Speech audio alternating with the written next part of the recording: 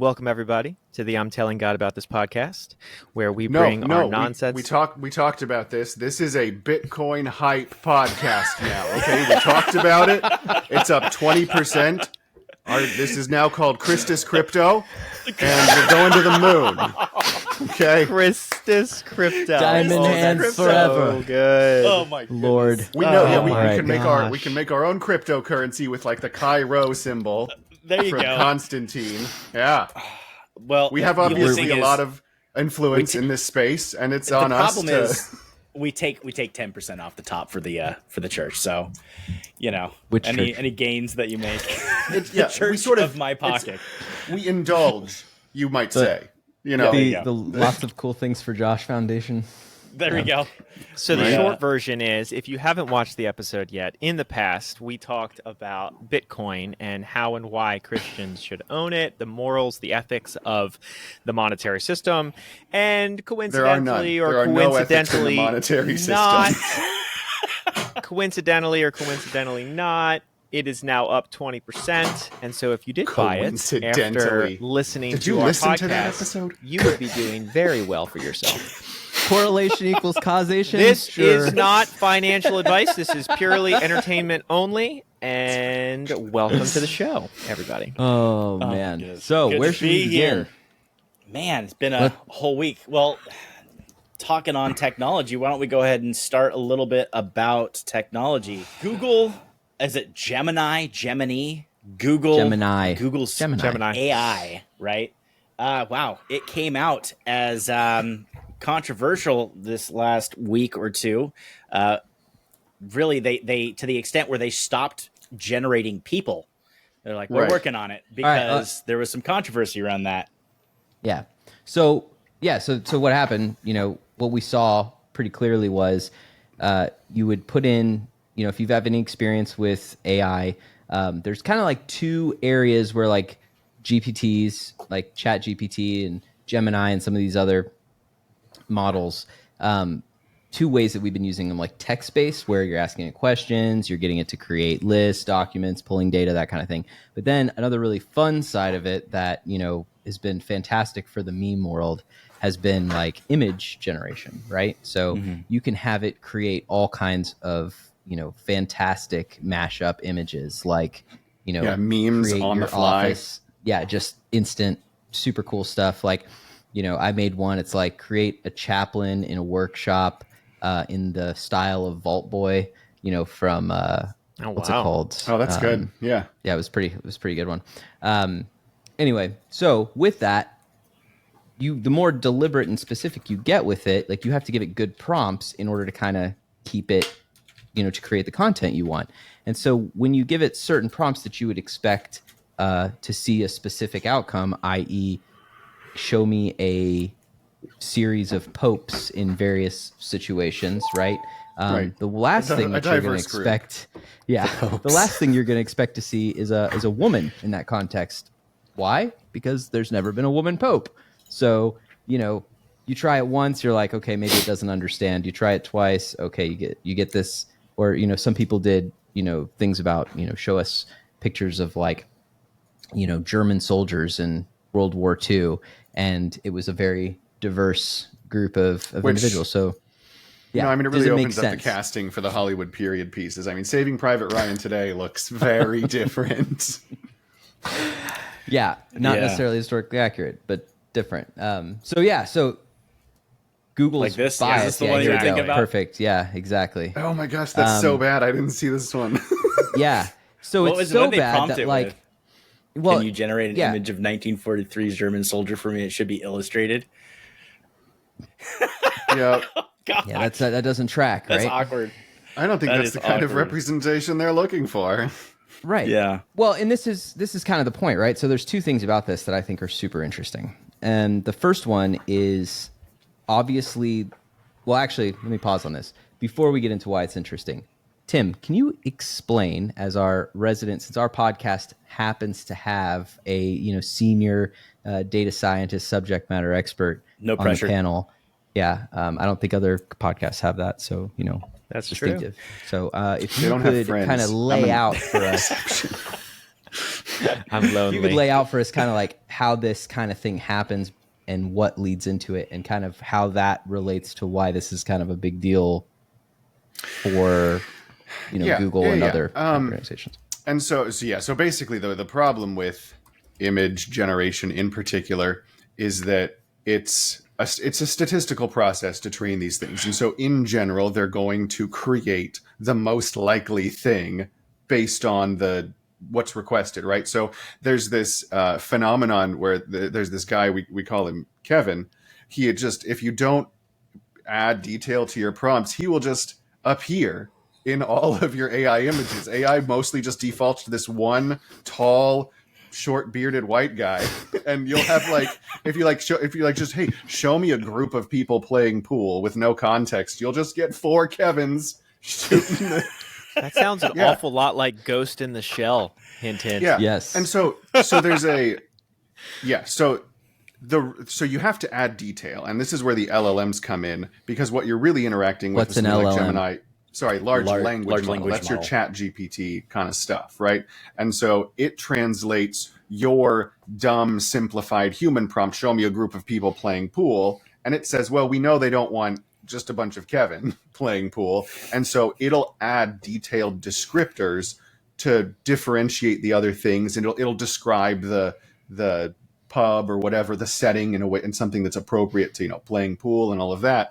And so it's helpful to generate higher quality images with less basic input, because it'll just fill in the gaps for you and add detail. But on the other hand, you can tilt how it generates that fuller prompt. And there was a great one where I think it was Microsoft's, where people started adding the phrase "assign reads" at the end of their prompts. They'd say, hey, show me a guy, blah, blah, blah, whatever. Yeah.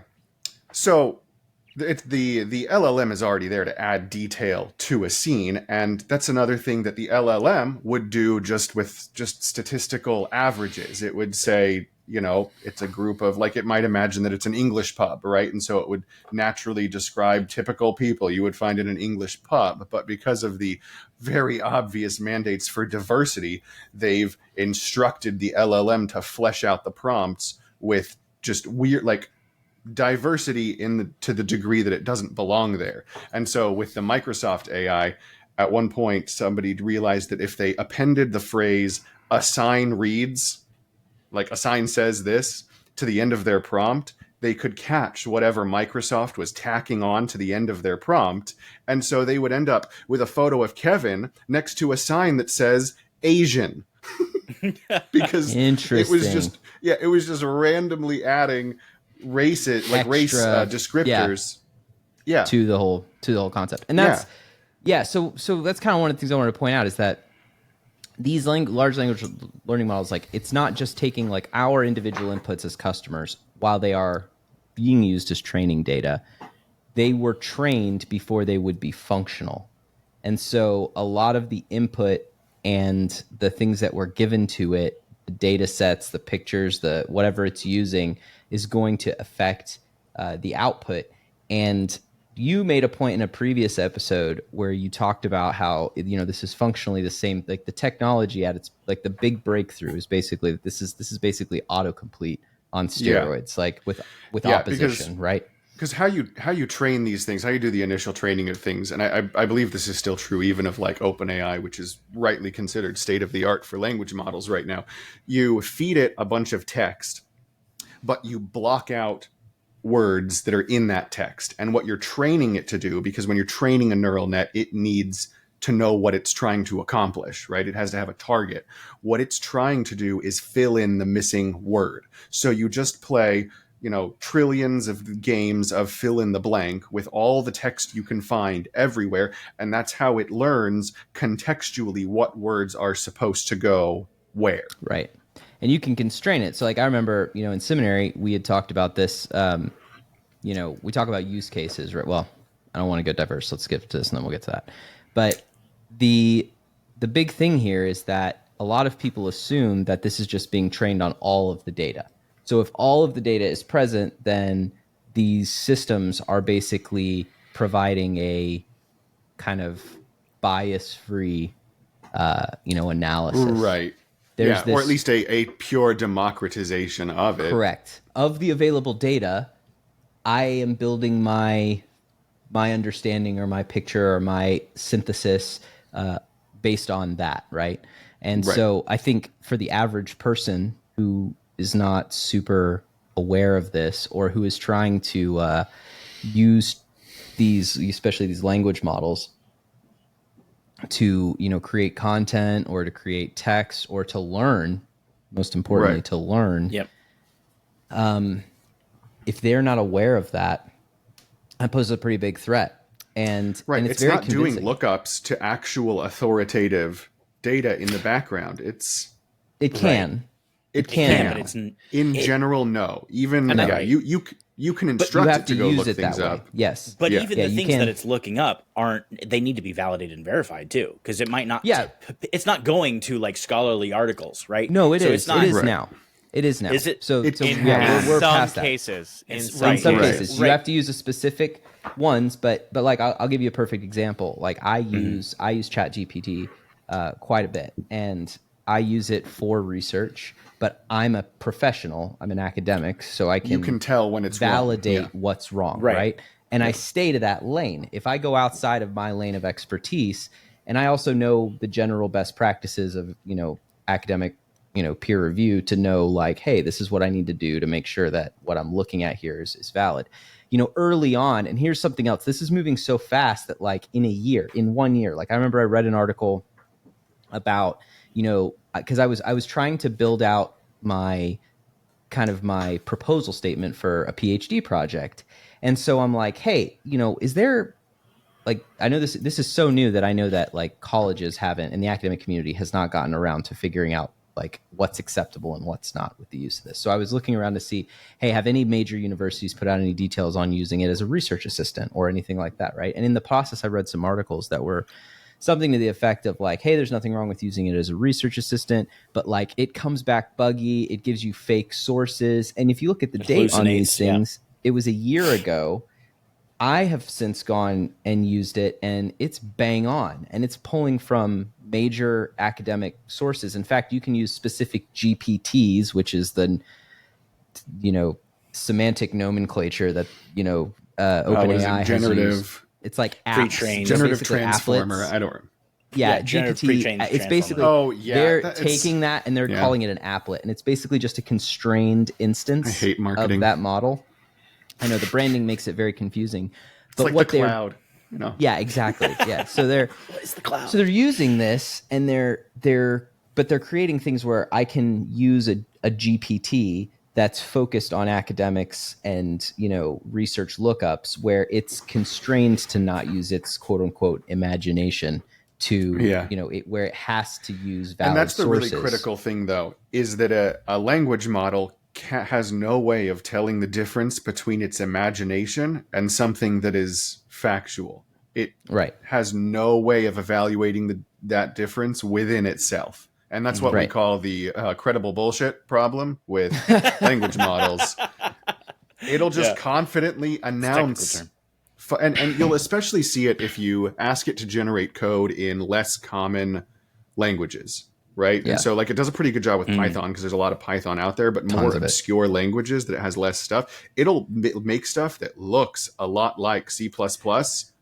But And it's not. That is not. does not. It does not So, run. well, guys, I think Yeah. we gotta back up a minute and hop up to 30,000 feet, because the people that I'm talking to about this stuff, I was talking to a professor 2 nights ago, smoking a cigar, about how he's already seen it pop up in his classes. Tim just mentioned how you can write code with it. Like, I don't think people even realize some of the capabilities that, and I'm getting into conversations where, obviously we really know how to use it, and I actually think there's an interesting use case for us to just share each of ways we're currently using it, and we can discuss the ethics of it. But Dude. but at its highest level, I am seeing this. I think most everybody that is fully understanding of this technology is seeing this as an advanced level of augmentation, and then at its fringe, like when I say advanced level of augmentation, think of the cell phone, think of the printing press, think of the invention of the internet, think of things like I was talking, comparing and contrasting. The internet is a great analogy. Yeah. So like comparing and contrasting again, I fell down this rabbit hole literally last night with my spouse where I was like, they're always talking about, well, you're going to lose this ability and you're going to lose this ability, which by the way, we should address. Because Josh made a good point because he is driving. Josh is driving when he's doing research. He's not letting it drive him. But when we invented the printing press in this, kind of like a little dumb example, humanity as a whole and culturally lost some of its capacity and skill in handwriting. And so what? But it happened. I mean, that's a reality. And every time there's an innovation and an augmentation, right? Like everyone can read now. GPS is a great one. The list goes on. And so now in this conversation, which I'm going to give it over to you, Tim, is like we're now discussing very advanced technological augmentation that goes way beyond what the internet, what everyone listening knows that is the internet. I do a Google search and it tells me anything I want to know. We're at a whole new tier now. And I think it would be cool to talk about all the cool ways that we're all actively using it. But the floor is yours, Tim. Yeah. And just because you brought up a good point, like the trade-offs of technology, right? So you go back to, Gutenberg and the printing press and all of that stuff.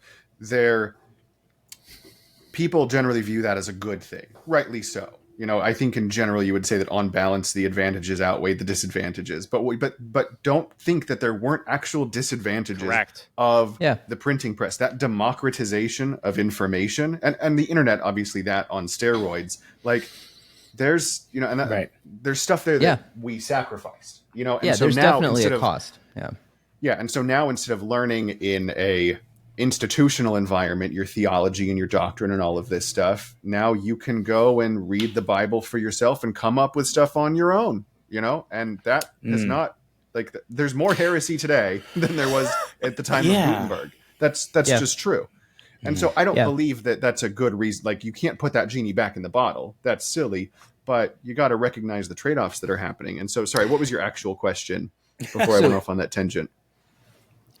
I mean, my actual point, which was what I was kind of guiding us to, it was that, like, really at its core, what we're discussing is that we have to be careful as individuals with agency that we do not lose our agency in using this technology. Because let me tell you college kids are using it to write their papers. And dude, I wish all other forms of... Me too. I'm right there with you, bro. I wish so badly.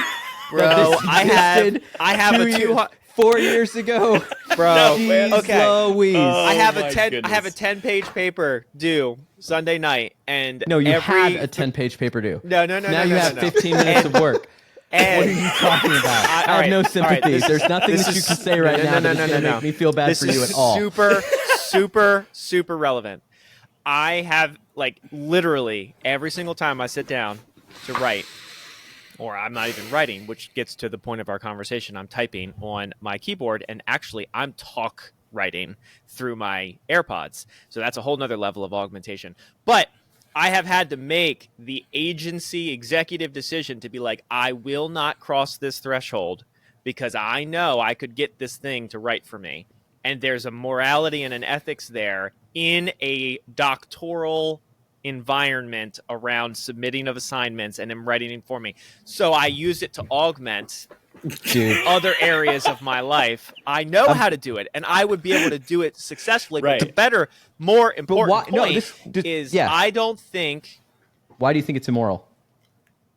Do you not think it's immoral, Hughes? No, I don't. I'll explain why. Okay. Oh, no. I want to hear Tim's side. I want to tell me why the floor is mine. Finish your point, The floor is Nick. mine. Okay. So...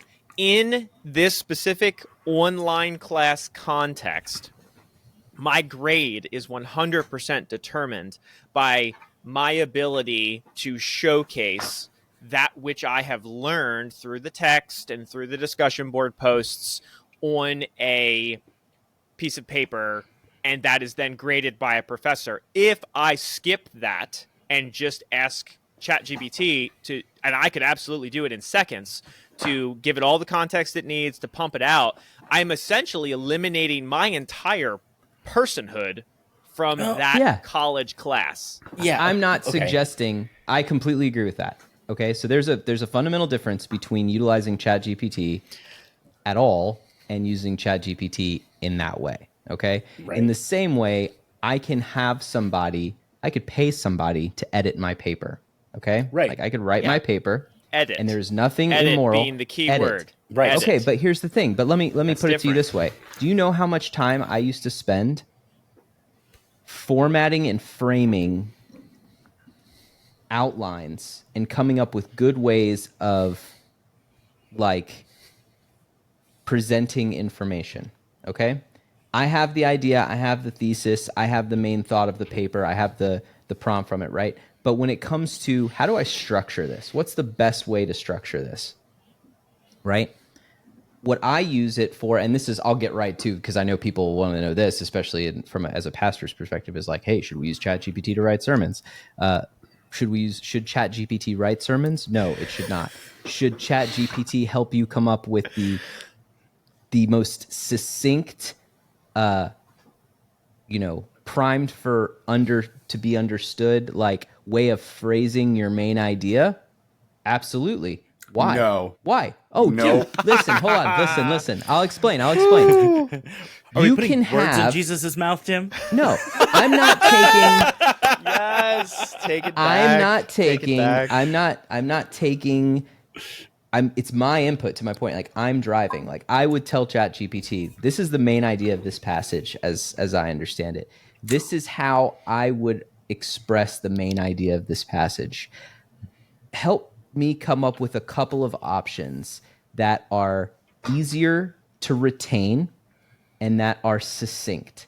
And ChatGPT in 2 seconds will give me 5 to 10 examples of that, which then I will look at and say, that's way off base. That has theological implications that don't make sense. I'm still driving. I'm still making the choice. That's the super important point we need to But double click on. Do you know how much? Yeah, I'm still Generationally. doing all of that. Yes, Yeah. I'm doing all of that. But And here's here's really the challenge. It takes a lot of time to do it otherwise. And here's Not the time thing. I that's- yeah. respect the framework that you're giving yourself, and I knowing you, I think that you probably do have the sense of responsibility and self-discipline to actually execute that. Yeah, because I'd be And terrified I otherwise. I don't think, because here's the thing, we already have but you have pastors scandalously who are found out to be subscribing to sermon maker services, right? They were doing it before it was easy. Okay. Yeah, And so exactly. And so like Nick, it's like, oh, I could just hammer out that one paragraph and blah, blah, blah, and et cetera. And most people don't have that self-discipline, right? And so I think you're tempting, not you maybe, but I think it's tempting fate to start incorporating that, because I think the temptation is going to be to pay less and less attention to the individual word choice, the phrase choice, all of that stuff. And you might not even be aware in all of the ways that this machine, through a process that you can't comprehend in the detailed sense, is filling in the blanks for you. Yeah, but I agree with you. So here's to your point, right? Like, And when so you I'm lost launching an app handwriting- called Spurgeon Bot, which is Yeah, only yeah. trained Yes. on the Okay, so listen. And we're all adult, middle-aged men that have formed our morality and our ethics. Yes. You have Yes. an entire generation that is Right. being birthed into this, and what is that going to mean? 100%. Here's the thing. Let's go back to the academic model, okay? I just called us middle-aged, and that felt really weird. We are but it's kinda middle-aged. true. Yeah, I'm not. I'm not. I just was talking. We're going to talk about that later. All right, listen. So I'm younger than all of let's you, go I back think. to the process of the actual like academic model. So like the Freemasons had a little bit of hand in this. You look at like the mortarboard. You graduate from your undergraduate. So your undergraduate just means you wear a mortarboard, because basically what that means is you have prepared yourself to be utilized by the system. You are a tool. You are not a thinker. You are not a person to be trusted. You are a thing to be used by a master. Okay? That is what a bachelor is. That's why you get the mortarboard on your head when you graduate from Bachelor's your degree. undergraduate degree. When you become a master, when you do your master's degree, what you're basically saying is I am an implementer. I am a wielder of tools. Like, I am a person who can execute and shape and develop and do these things, right? When you get a PhD, you wear the cap of the artisan. right? That's the funny, fancy one, right? And that basically is saying like, I have contributed to this field. So in fun our fact, you can space, just buy those. I know it's true. But they're great I for use Do the with that symbolism. information what you great will. Yes. for the Ren Fair. It's great. I use the symbolism because it frames the point, which is this. No, not everyone, like my children, teenagers, like young kids should not have unadulterated, complete access to the internet. Right. Chaplain, my opinion. All right. No, that's However, factual. I'll stand by Right. that. I will say that. I Right. can say that 100%. every And in parent the is a same bad way, parent I if would they say- give their children unadulterated access to the internet. If you're working on a PhD, okay, then my assumption, and I think it's fair, is that you understand the left and right limits. You understand what the goals are. And the second and the third thing is that it's about your contribution. So like this is your PhD is your contribution to a field of study. And so therefore and just like a person writing, to publish papers at any leading university, the guy whose head is at the top of that paper on that research department, he didn't do hardly anything. It's all the people whose names underneath it that wrote the paragraphs, that did the research, that came up, right? But it's his concept, it's his area of study that he's kind of like bombed over. All we've done with ChatGPT is get rid of universities' needs to like debt enslave a bunch of research assistants and save ourselves a crap ton of time. Isn't it the same way, the way that we like, and even in Congress when they write laws, it's not the congressmen writing laws. No, they it's don't write laws. It's their staff. Right. Yeah. So It's I mean, the think we tanks. do a It's lot not of even the staff. Exactly. Yeah, Right. Right. Like, hey, it's Like, Heritage hey, I'm sure it would be Foundation. cool money if this out of made it, it to the right? floor. So I think ultimately, like that is the. We're actually doing this already with people. What we're doing is eliminating the research assistants. We're eliminating And some of these time. other things And to what do you organize think the it. moral difference is between that, though? We're Using people eliminating to fill in the jobs. gaps versus a machine. What? We might be eliminating jobs. Accountability. I mean- you could say accountability. Yeah.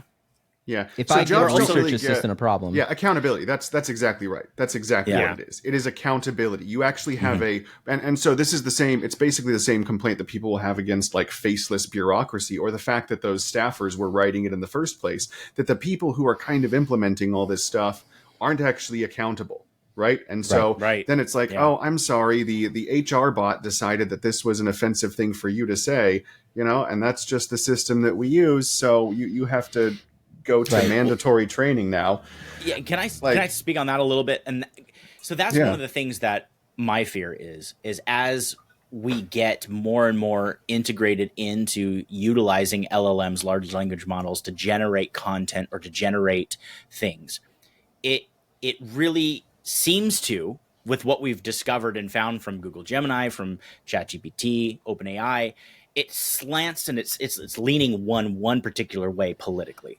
And the difficulty is I don't see that being fixed or corrected unless you just open it up, right? And then you allow everything to kind of just come and influence. The moment you put structures on it, is the moment that it starts getting slanted one way or another. And so understanding that first and foremost, that there is a bias of interpretation and worldview behind almost every AI model out there. And it's going to be there even if it wasn't put there intentionally. That's important. Exactly. Right. And 'Cause that's it's trained on what was the us. thing before OpenAI became a big thing. They were complaining about large language models being incredibly racist because they didn't understand stereotypes, they didn't understand humor, they didn't understand, and so it just started putting things that were completely inappropriate as if it was serious, right? Looking at you, Tay. Yes. So when it comes to interacting with OpenAI or any LLM that helps us form a worldview, form our thought, and form our opinion, it can't be just in a vacuum.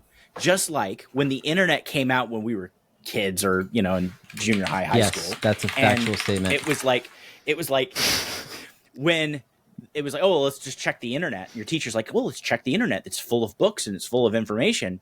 And Yeah, it you wasn't. can't cite and Wikipedia. It was full of Yeah, exactly. It's so full of things. Oh, it's on the internet, so then it must be true. Well, that same kind of culture needs to be applied to OpenAI, to any kind of LLM. Just because it's an AI said doesn't mean it's true. But They confidently are wrong about a very large number of things. But at the same time, here's the trade-off.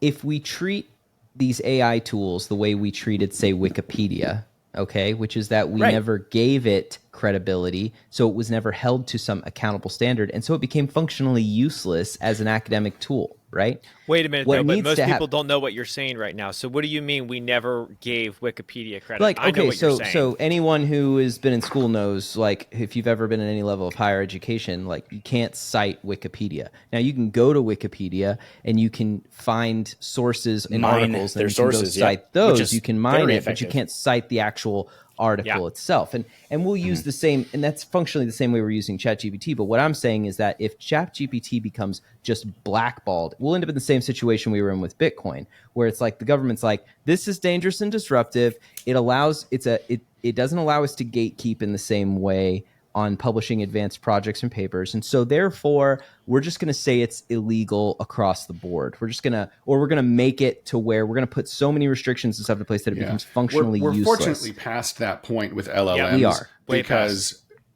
I can, for $1,000, I can put together a couple of 16 gig GPUs in my computer and run versions of like a 70 billion parameter model, which would be comparable to like what Facebook makes. Correct. And the bottom line with this is that the only reason that's the case is because of the nature of these things, it is almost impossible to determine if content was actually made by them.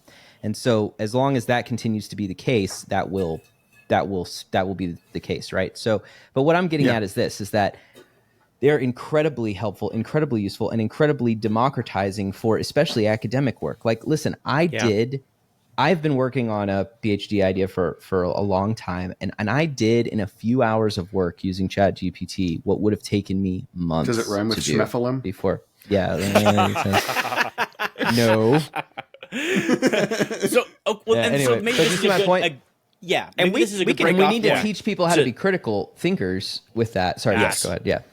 Right. Well, I would say going off of what Nick had said is like maybe give some examples of what we're using it for. I think that's a good example. Yeah, I'll explain. All right. So so let's talk about some of the things we use it for. All right. So academically, and be detailed and be robust, because a lot of people, how you would do it. We are using these tools in the top 1%, even at our sphere. Sure. So like what we're saying, most people aren't going to understand. Right, no big deal. So I've been using Chat. So I'll give you a couple examples of things that I use it for. All right. So on the one hand, I've already covered a couple things I do in like ministry. Right, I will use ChatGPT to provide me with potential outline structure for a text. Like, we used to take a whole class in seminary on how to outline text. Now, again, I know how to do that on my own. So I know what right looks like. Okay. Big, important piece here. Super important piece. Very important. I know I am capable of doing this on my own. However, because I'm capable of doing it, I can assess how right it is. But what would take me a couple hours of work for a large passage, or, an hour or so of work for a large passage, ChatGPT can do in about 2 seconds. That's a big deal.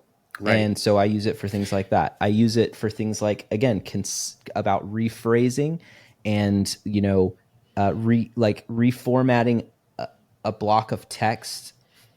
Is this understandable? Can I make it simpler? Using it for that. And then again, because I have the ability to assess what is good and what is accurate and what is not, it's useful for me, and it's not as dangerous for me, because my investment in my education is basically working against the risk that ChatGPT presents, right? So that's one. At work, sometimes I will use it for, I'll give you an example. I do marriage retreats, right? And I create these things on a PowerPoint slide called a concept of operations. Is that like a hall pass, or? Yeah, it's basically a PowerPoint slide that has the 5 W's: the who, what, where, why, and when of an event, what it's about, and what's happening. So I'll give you an example. One day, I was like, man, I need to send out a welcome email to everyone on my roster, and I need to include I need to go online and find this pretest for like the 5 love languages. And so when I found out that in ChatGPT, it could take image and data and analysis and pull from that and figure it out, I simply dropped the slide into ChatGPT, and it said, I see that you're having an event. It understood all the details and context. I said, okay, so you understand the nature of this event. I dropped in another roster or gave it some other information, and it basically was able to craft a welcome email. It went on the internet, found the pre-test link, embedded it in a hyperlink in that text email, welcome email, and then it exported it for me. And then I was able to just copy and paste that and drop it into to Outlook to send it off. It could have done that step for me as well, but I didn't want to upload, people's information into ChatGPT without the permission, so I didn't do that. But that's one example of that. And then the last thing that I use it for is, I'm doing stuff with Arduino and like coding Arduino Nanos and stuff. And so I have utilized it to write code for Arduino multiple times, and literally also to figure out, because I'm not very good at it. If it gives you a T1000 module, though, don't ignore it. Stay away Pass from over that. that one. out. But yeah, and research, we're doing research with it. So like I'm asking it to present me with a bibliography. I'll ask it for sources, and then I'll ask it to provide me with a summary on how it's relevant to my thesis topic.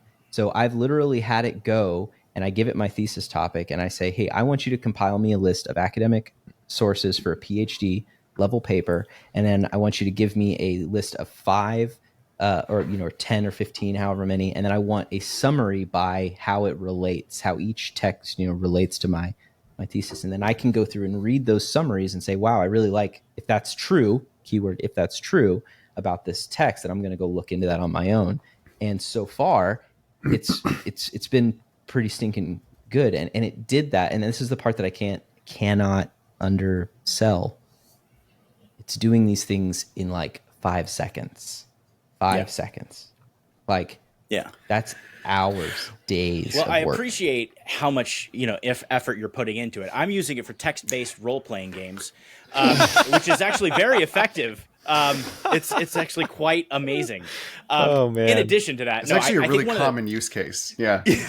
One of the Dungeon cool things Master, about ChatGPT. that, right? Yeah, exactly. Hey, you can make it happen. It's pretty awesome. One of the fun things too that I'll do with my kids is I tell them bedtime stories, right? And so we make up bedtime stories with characters and everything.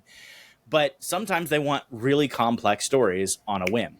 And so my kids will say, they're into Pokemon right now, and I want a Mimikyu and a Pikachu and a Gengar story where we're in it and we go and insert conflict and resolution here. I'm like, okay.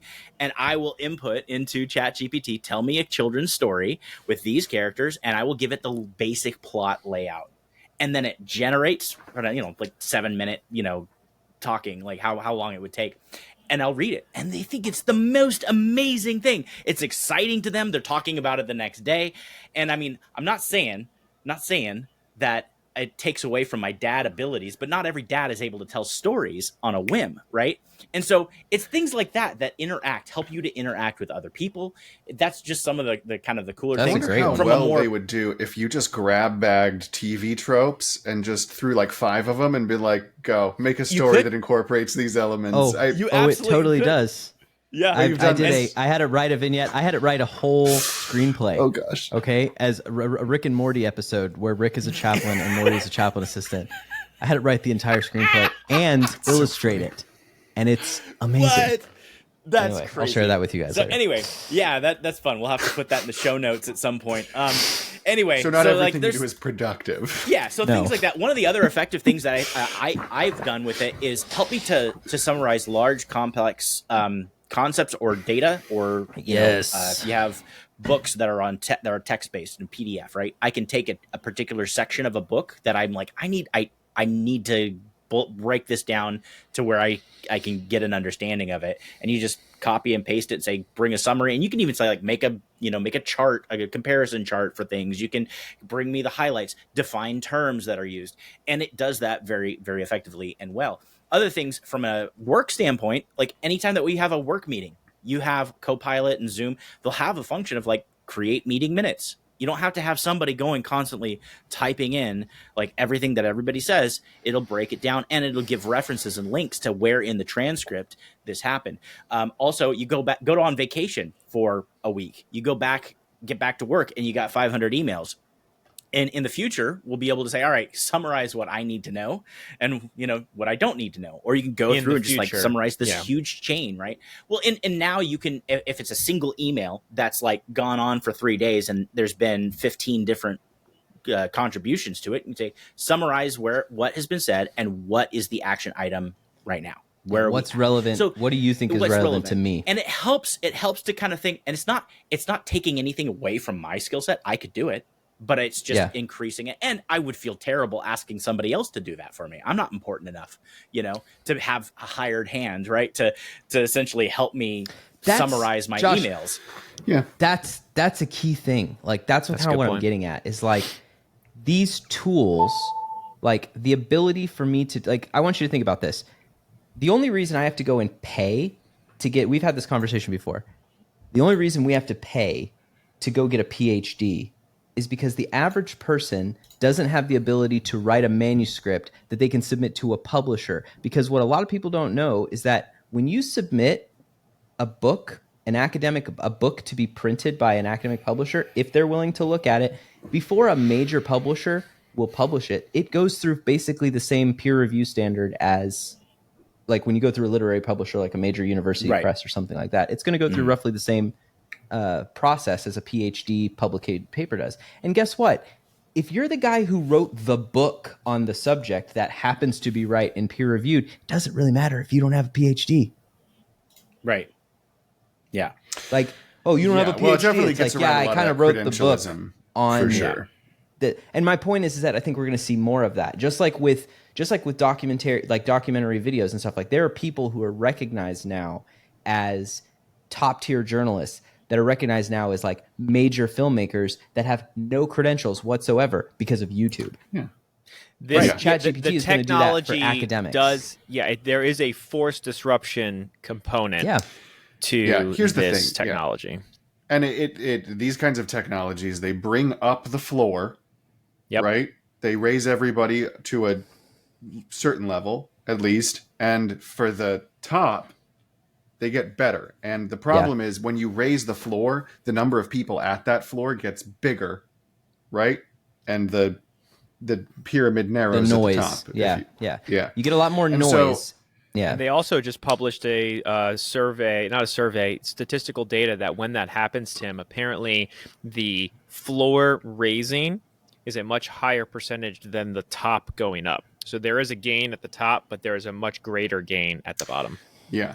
And that can be fine. I do want to touch on the jobs thing because there's a lot of people who are like, because for example, imagine if you were a professional translator, like of languages. You're not anymore, right?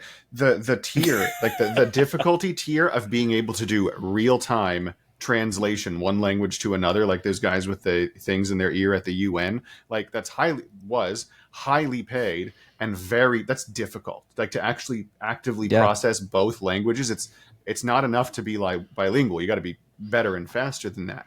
And now that is obsolete, right? So I don't want to discount the fact that there are a certain number of types of jobs that are at risk. And it sucks to be 50 when that happens. Okay. Yeah. Like that's a challenge. That's no good. In a broad, like economic sense, there's kind of an anecdote that sort of illustrates this. Is at one time, not so long ago, like 99% of the entire population of the planet was engaged in agriculture. I was about to say this. And then the tractor. And nobody ever got a job again. Yeah. Those jobs were gone and they never came back. And now we have those 99% of people are just unemployed permanently. Yeah. You know? Well, they became, or they found something else to do. I mean, that's where that whole like insensitive learn to code thing came from. They did find something else to do. Those people were not permanently unemployed. All of the farmers, that's also part of that is what enabled war, frankly. Like if you can't find something for people to do, they'll just fight. Or you'll make them fight for you. Do we have a job for you? I know, right? And on that note, I'd like to transition to my role as a recruiter for the next. Yeah, that's right.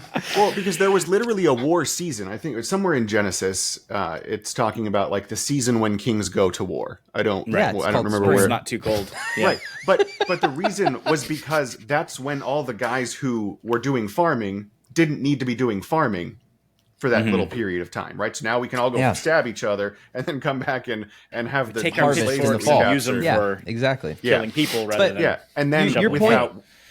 No, go ahead. Tim, I don't want to move past what you said, though. But I mean, the part of it, the disruption of jobs, though, and stuff is important, because I think what we're really seeing right now is a fundamental disruption of the education model, which is long overdue. It's long overdue. Like, I'm in the process of trying to decide whether or not to homeschool my kids. Okay. Do it. You know, I Do was it. homeschooled. Yeah. And there's, it's not a question of if we're going to do it. It's just a question of timing. Right. And so like, but part of that has to do with things like, I don't have to trust, you know, like I can let my kid watch YouTube and watch a video on YouTube and learn more in, you know, an hour than they'd learn in a semester, you know. Well, and your kids are smart. You know, why? That's true. Why do they want to be? Genetics Why would work you like let that. your children be dragged down by the average? Like, you have smart and kids. I'll give you a perfect example, by the way. I'm in a DoDEA school, right? I don't know what that is. Department of Defense okay. Education, a military, you know, school for people whose kids are in the military. I go to see a little presentation, my daughter's music class, and I walk into the class and they have like a month big chart on the wall with do, re, mi, fa, sol, la, ti, do. And it's do, re, mi, fa, sol, la, ti, do over the span of like the school year. And I'm like, we're 4 months into the year and they're on do, re, mi, fa. And I'm like, wait a minute, you just got to do, re, mi, fa? And she's like, yeah. And so you're just doing songs with do, re, mi, fa? And Have you not seen Sound of Music? That takes like 5 minutes, guys. Yeah, so literally what I did was I came home, I walked right over here to this piano, and I sat down with my daughter, and I not only taught her do, re, mi, fa, sol, la, ti, do, but I also, you know, corresponding to like the actual pentatonic scale. And that took a whopping 30 minutes, and she's done. Next lesson. Yeah. What are we doing with our time? Like this whole lowest common denominator thing. So then take ChatGPT and put into this as a tutor. Now, again, this gets to why this Gemini thing is a big deal, is it's about trust. And so there is a market, and this is where people are like, well, we need regulation versus market. I think this is what people need to hear, is that as a consumer, we can demand a product and someone will bring it to market if we are willing to pay for that thing. And so if we stop saying like, hey, you know what, we're not really down with this whole Department of Education thing because we're going to homeschool our kids. And so now, Which, by the way, saving is money on happening taxes, a lot right now. it is culturally. But if we're saving that money, this is kind of why, you know, capitalism and free market works, is because it's like, look, I'm happy to pay a company to have high standards. Like, it's no secret amongst us. Like, I love all technology, but I'm an Apple guy. Why? Because fundamentally in their business model, they are not about the advertising on the device, the security features. They control the experience. Yeah. They control everything. It's locked down. It's not perfect by any stretch of the imagination. I'm under no delusions about that. I get it. But as a fundamental value of a company, that exists. And so because of that, I am happy to spend an exorbitant amount of money on their products compared to getting roughly the same performance from other products. And that's what we need to see here. We need companies to bring products to market aimed at these values, aimed at this need.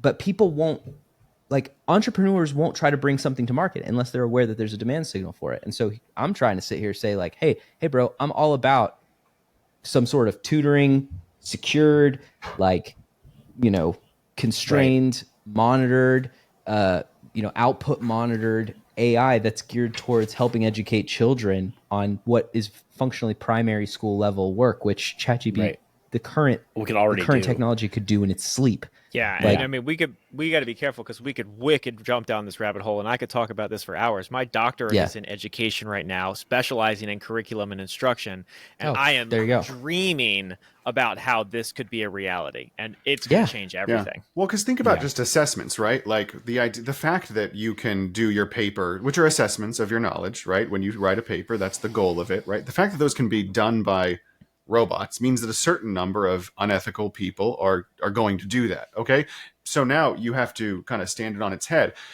and instead of assessing the students with papers, you assess the students with the language model, and you have it interrogate them Socratic style, Yeah. right? And they have to in real time answer what And respond. Yeah. yeah. Well, Which, by the way, Perfect. That's education actually a is really good not idea. pivoting that fast, Right. and we are going to Education have so 10 can't pivot to that 15 fast. years it's federalized. of the Right. other problem. One of the other things that and not to go back, but one that kind of touches on an interesting point. One of the other things that I've used it for is give me talk to ChatGPT, but like give me the best argument academically using sources from articles, journals against the resurrection of Christ, right? And it'll pull all kinds of stuff, and there's really not many things And that I fail. haven't heard before, and nothing really stands up to scrutiny, right? So that's really kind of a cool thing. It's just like, okay, this is my argument. Let me give you the Kalam cosmological argument. What's the biggest problem with premise 2? Right? Or something like that. And it can help me refine the way that I'm communicating, the way that I'm actually giving an apologetic or a polemic against a different particular worldview. And so I think something like that is helpful to hone in the skills that we do have, even when it's not up to, obviously it's not like great when it comes to, apologetics and trying to, evangelize or something like that. But at the same time, I can take from it popular ideas, themes, worldviews, and at least know the audience or the arguments that I might be coming up against, You know what's funny? I like, you remember, some of you guys may remember I talked to you about this back in, I know I talked to Tim about this, Josh, I think I talked to you about it too, but when we were in seminary, 2015, I had this idea where I'm like, hey, we could use DNN, deep AI neural Bible networks, study?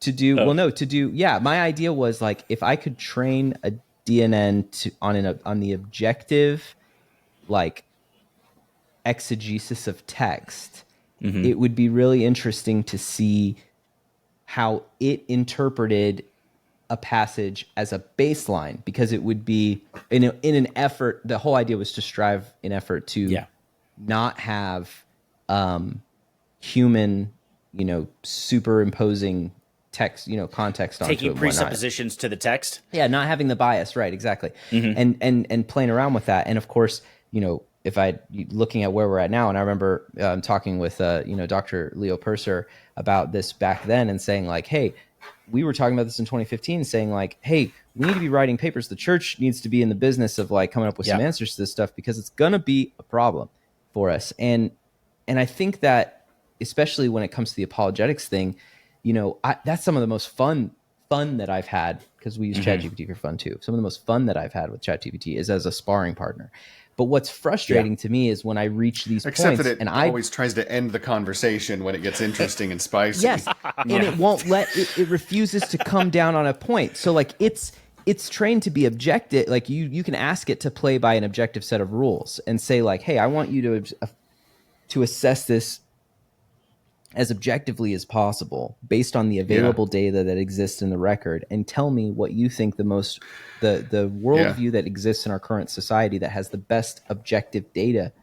And it's like, well, some people would say it's Christianity, but other people would disagree. And I'm like, yeah, but I asked you in this context to do it, but ChatGPT, OpenAI will not allow that model. Yeah, I want to do an play that all extra the way segment out. where like just off the normal cast, where I just have you interact with some of the good open source models that I can load up. Bro, And let's do just that. That would be not actually in fact- really fun. Let's just I put just it want in you to here. argue We'll get a with it. fifth quadrant, and we'll just There you have go. it I've contribute. got, like, ChatGPT as our audience. Dude, Just, like, that would be assessing actually everything we're saying. hilarious. Fact check, No, because fact like check the false. the good ones are not censored, right? They call it don't Jamie. have that. built in. Yeah, call Jamie. We need an call him AI. Jamie We just 2.0. call Jamie. I'm serious. J That's a brilliant idea. J A I M. But okay, so I want to make a point though. So I'm engaging job, Tim. in a nonprofit, faith-based nonprofit context a lot, and I am seeing from my vantage point in the Christian community a massive posture of wanting to bury our heads in the sand and not engage. And Shocking. And one of my favorite, and I'm going to pivot into just me sharing a few examples of how I use it. But one thing that I think is important to note, which is really kind of the DNA of this podcast, is there is no reason we can't be using cutting edge technology simultaneously. There's no reason I can't run a nonprofit with 5 people that someone who denies using technology would have to run it with 20 people, right? Like there are ways that we should and need to be engaging in this conversation. It doesn't mean you have to be using it and applying it at all levels, but it is, I believe, actually inappropriate to be in the world that we live in today with what is actually going to be happening, which is happening.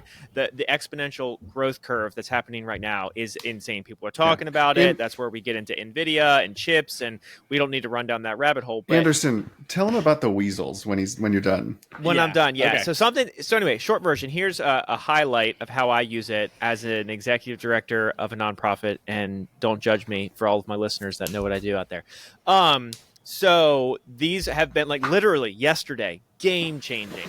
I said, let me give you some context. We just created a custom portal for a large youth ministry. I want to approach another organization that I won't name here and offer the same product and solution to them. Write me an introductory email to do this. And it pumps out the best introductory email. I shoot the thing. It gets an immediate response, and now I'm engaged in a whole nother. So like that's Bam. one. Another one, I take 6 years of financial data around curriculum sales associated with an email sales funnel that is 3 months long and 20 emails deep.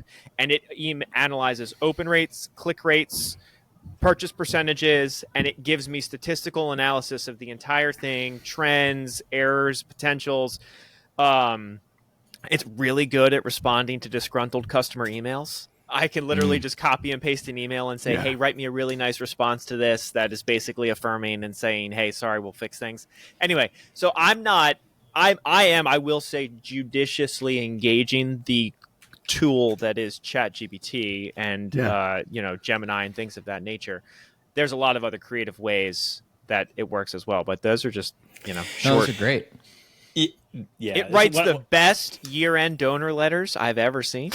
So here's the thing: how do you would you read, like, if let's say there was a stamp when you get like a solicitation letter from a nonprofit that says, hey, this letter was generated by AI, would you read that differently than you would if you knew someone had actually penned that? Would I read it differently? Honestly, would you take it differently? Yeah, honestly, personally, in my context, but I'm not a good example. I would still read it, because if someone spent the piece of money, mail, to send me something, and the top of it said generated by AI, I'm going to make an assumption that they're not sending trash, so I'm going to read it. But like, I haven't thought about this at length. So you're basically proposing an idea, which is we should have some kind of stamp that says, if you use AI to create this. There's no way to enforce that. That would never. It's not an actual proposal. Obviously. I'm just saying that there is an authenticity element here. Where I remember I was at the Outer Banks, and I remember seeing these paintings that this girl had up in this gallery. They were the most photorealistic paintings of like ocean waves breaking I've ever seen in my life. It was stunning. Okay, not because I can't see photorealistic things, but because I was told, and I believed them, that this was hand painted by a person, and that level of talent there is staggering. And I think that's why you lose. It's not about the thing itself; it's what you believe about the thing. Yes. Yeah. 100%. I agree completely. Tim, fix your camera. Your camera's blurry, Tim. But that's the. I'll wait until he comes back in. Still blurry, Tim. I know. I'm trying. I don't know what you want me to do. Oh, never mind. You're good. All right. Let me just say real quick to what Tim was saying for me to share. One of my good buddies was talking about LLMs, found a funny tweet and said, I replace ML or AI or LLM with trained weasels, the word trained weasels. When I'm going through legal risk assessments, it makes me ask better questions about who is training the weasels and how do we and do we really trust the weasels to do that?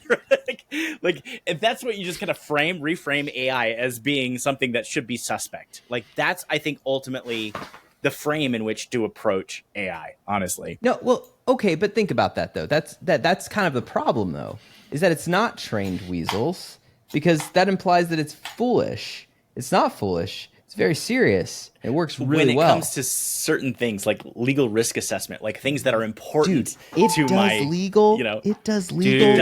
It does really well. It's disrupting the legal community in a crazy way. Yes. However, when it comes to privacy, when it comes to handling of data, when it comes to anything like that, I'll be honest. Sure, because it's nuanced, but you could train it on it. I don't think you're cautious enough about it. I think you're overpainting with a broad brush the impressive aspects of AI. Because to me it's I guess maybe that's because I'm saying it's obvious. To me critical thinking, I guess what I'm putting out is this. The reason I'm talking about this way is because the assumption is, because you brought up the really good point. When I use a human to do this, then I can look at it and say, and most companies do this, and I think it's dirty, is like, and maybe it's the military thing too that comes to me, is that like anything that I'm responsible for, I'm accountable for. Okay. So I'm not putting any tool that I use that makes my job easier is fantastic. And I'm going to use it to its fullest extent, because ultimately anything that I put out, it's not ChatGPT that did that. It's me. Right. Yep. So and that's it wasn't written by ChatGPT. It wasn't written by trained weasels. It was written by me, because I put it out and I have to bear the responsibility for if the blowback comes. I can't turn around and be like, oh, sorry, ChatGPT wrote that. That's between you and the model. Okay? Yeah, and I get that. You wrote this is between you and the person you deliver it to. And I agree with that. But I also want it to be, but this is kind of what I'm getting at though, is that technology lives or dies by those types of characterizations. I can point to a number of industries across the world, pharmaceutical, medical, military, whatever, where a character, even politics, sleep, like characterization is an incredibly effective tool for marginalizing, technology. So while I agree with the statement, I agree with the statement. If we understand that who's training the weasels as a metaphor for how to understand that, I agree with that. However, if that's the mentality or that kind of stuff gets picked up, which it does, then I think, because your point is this, what's the harm to good ratio? It's like if we demonize, think about Nikola Tesla and AC versus DC current. Like Westinghouse had the better technology with AC current, and Edison went out and made an electric chair and brought it to the World's Fair and made it run on AC current on purpose to kind of demonstrate, like he was able to basically characterize AC in such a way that it really hampered its adoption. But that was false. That was because the notion was, DC isn't dangerous like this, and which is obviously totally untrue. I've got a 40-volt battery over here that says otherwise. I would understand what you're saying, Josh, with that, like the characterization, right? The characterization, the demonization. You never of stopped technology, being suspicious of what was written on the internet. Exactly. Okay? That's what I was going to make that point too. Everything, man. But I guess that's a big difference. Is like that's a personality thing. Some people aren't like that. Maybe that's kind of the point of this podcast. I think in a certain way is to say that like, you're accountable for what you use anything for. Same with weapons, same with guns, same with all this stuff. Like ultimately, the stamp that's going on it isn't made by ChatGPT, it's made by you. So if you put something out that's foolish. Well, exactly. I mean, there may be the accountability, right? The centering of all of this is the accountability in the future. It's like people are going to get called out for just using AI and LLMs, right? I mean, I think it's already happening where it's going to be something that is a social shaming, right? It's going to be like, oh, dang, well, yeah, maybe I need to make sure that I'm dotting my I's, crossing my T's, and making sure I'm validating and the stuff that it's generating. So, and maybe it's a balance, right? Maybe it balances itself out. So, but yeah. Yeah, no, I mean, I think I love focusing back to the point of the podcast, which is, that it's like, I mean, like, and this is high level, but like Google has been filtering search results for a long time now. So like this Gemini conversation, and really what this gets back to is you should not, and I know we shouldn't should on people, but you should not be moving through the world without being aware of that which you're engaging in at all tiers and at all levels, whether we're talking about parenting your children, writing papers for school, or writing emails to your coworkers. Right. Yeah, it ultimately comes back on you. Look, if you're an undergrad student and you're listening to this and you're like, do I use ChatGPT all the time? Well, you're robbing yourself and you're an idiot. Like, ultimately, like... And to that point, there are going to be a world full of stupid people, and it's going to show real quickly credentialed stupid people. And it's like, guys, like, this is not in your best interest. If you want to use ChatGPT and you're an undergrad, tell it to take a position and then you argue against it. Sure. And see how good you can do. You know what? Yeah, there are ways to use it, but you want to sharpen yourself. You're there to grow. Like, that's the whole point. Like, you want to use it to learn more, you want to use it to tutor you, go for it. But like, if you want to use it to help you outline a paper, sure, go for it. But like, you should also, I mean, even to that point, maybe not even that. Like, so at some point in time, you have to learn how to do that. You may not be the fastest at it, and one day when you're trying to manage, like when you get a master's degree and you're working on your PhD and you're trying to manage a job and a family and writing papers, and you're like, you know what? I know how to do this. It'd be really great if I could have a head start on like outlining this bad boy, like to get my brain running faster. Well, like why do we still teach arithmetic when calculators have been cheap and available for decades? Yep. Well, actually, I'm not entirely sure on that. I don't know about that. What is math? How many fingers? Okay. Can you count? Yes. No, not well though. Anyway. Well, I think that kind of summarized. I think that's a good perspective, and to kind of put that there. All right. Yeah. Let's go ahead and move on to the next topic. Do you guys have still time? Gets the We've been going for about an hour and 13. Yeah, that was pretty rough. That came out, and I was even particularly. All right. I'm jealous of your. I want to talk to you guys about Palestine. Oh my god. All right. So.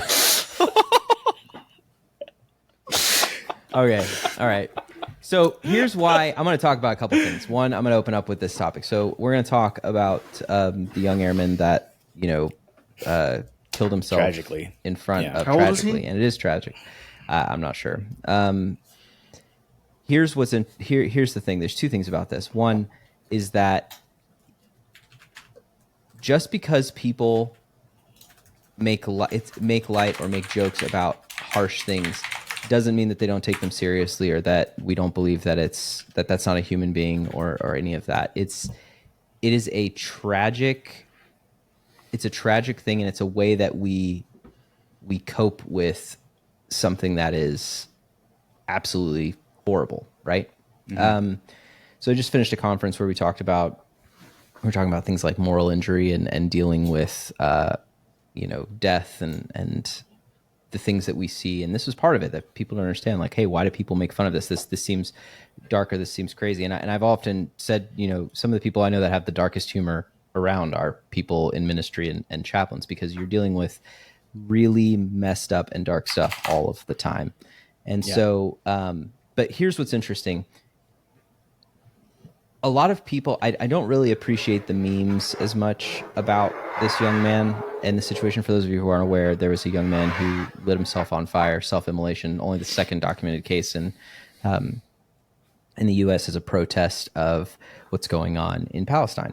Now, I'm not going to get into the politics of all of that, but what I am going to say is this, that there was a young man, a young service member, who, for whatever reason, felt a sense of, it was a deep burden and a moral injury to the point that he was willing to risk, to basically sacrifice his life to make a statement about that. Now, whether or not it was accurate and all that, I don't really want to get into all of that personally, but I will say that what is apparent to me is that moral injury is something that can happen tangentially, apart from Can you from expand on what you mean by the moral injury? Moral injury is the idea of so if we think about PTSD, post traumatic stress disorder, right? You have a traumatic event that induces physiological symptoms. Okay, a lot of people may not know this, but in the military, like when they look at your disability rating at the end, they don't make a distinction between PTSD and a TBI, a traumatic brain injury. And the reason they can't make a distinction between the two of those is because when you look on an MRI, they're indistinguishable.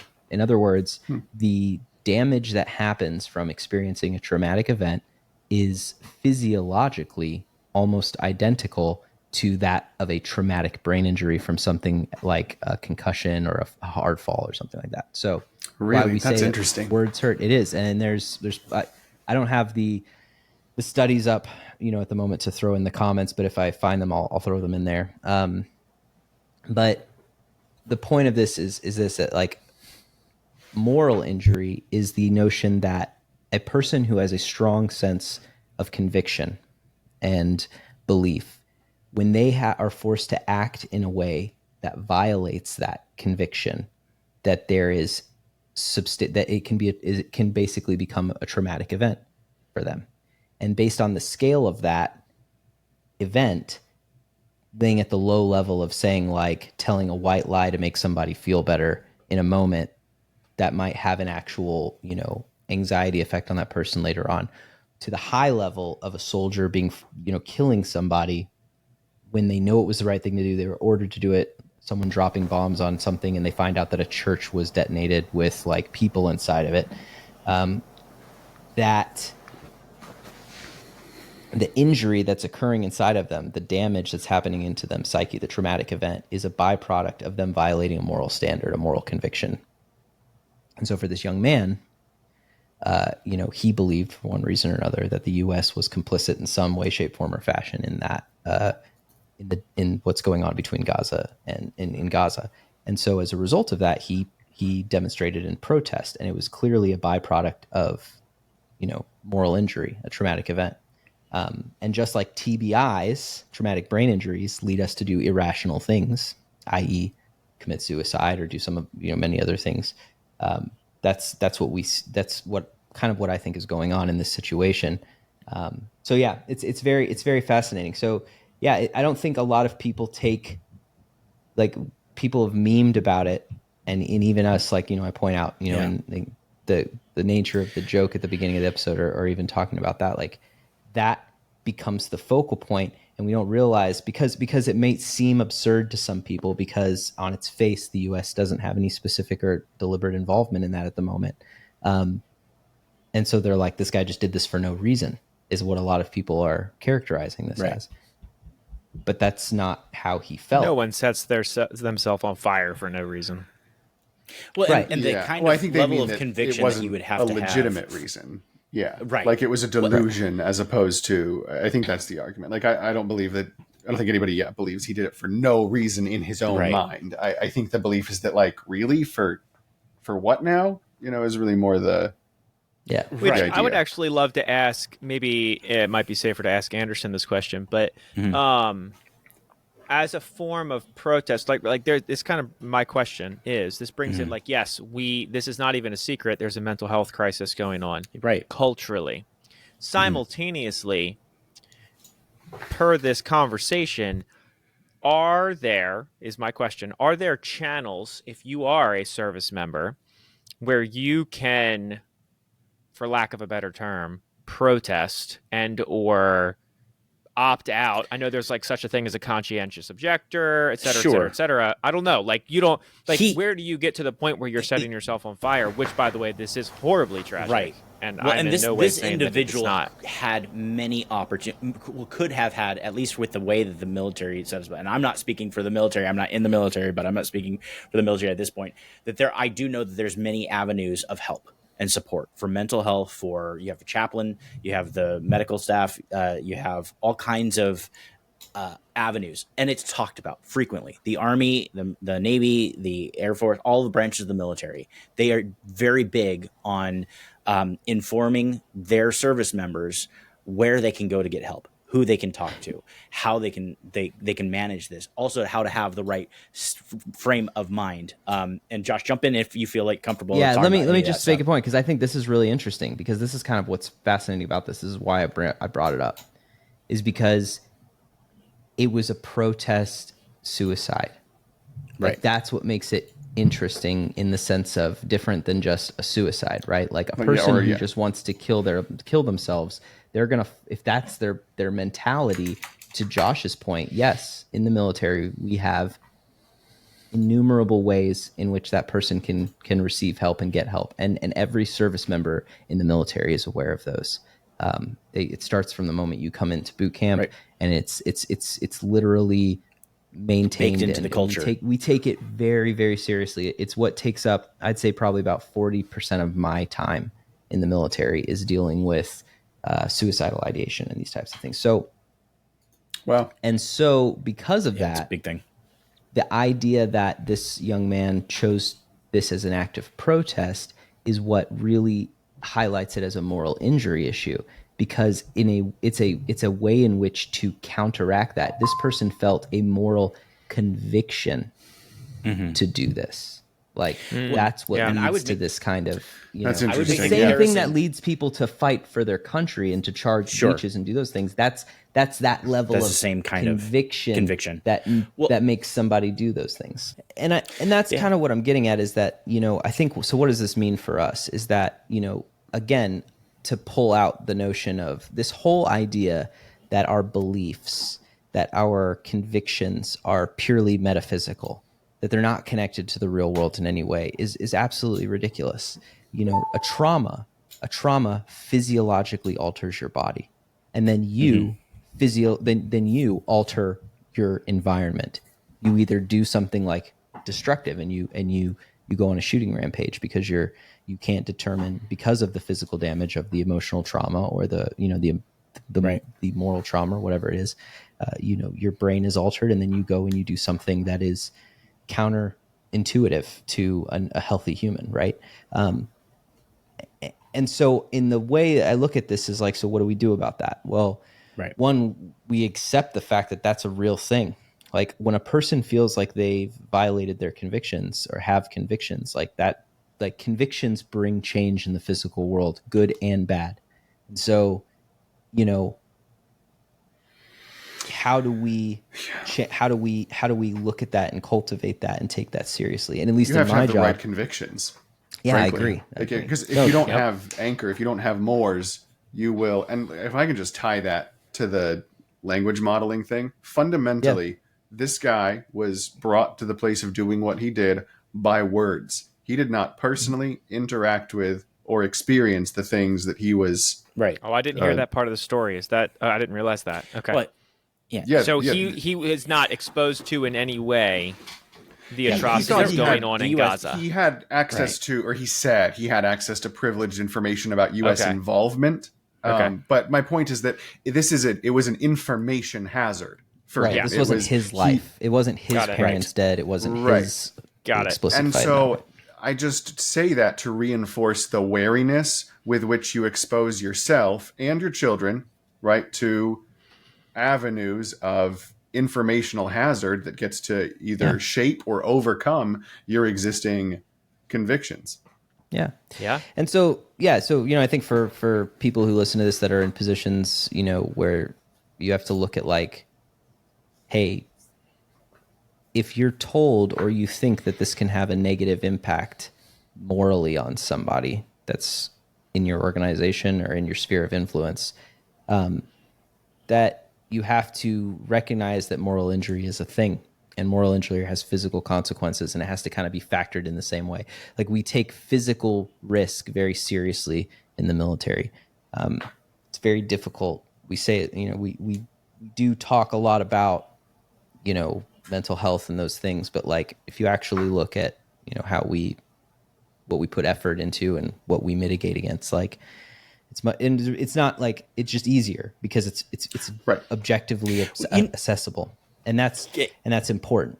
But we just have to take it seriously. Like, that's what I look at when I see that, is like, here's a young man who experienced moral injury, he may not have even known what that word meant. He may not have realized that there But he was, felt it. but he felt it and he acted on it. And that's, I'll say this, maybe wrap it up, is because I found this to be particularly funny. There was an article on someone highlighted, I can't remember where I saw it at, but it talked about, I think it was a Time magazine article that talked about instances of self-immolation. I don't know if you might have seen, any of you guys have seen this, but it referenced the early church in like Nero is like, sometimes Christians opted to be burned alive instead of facing Roman persecution.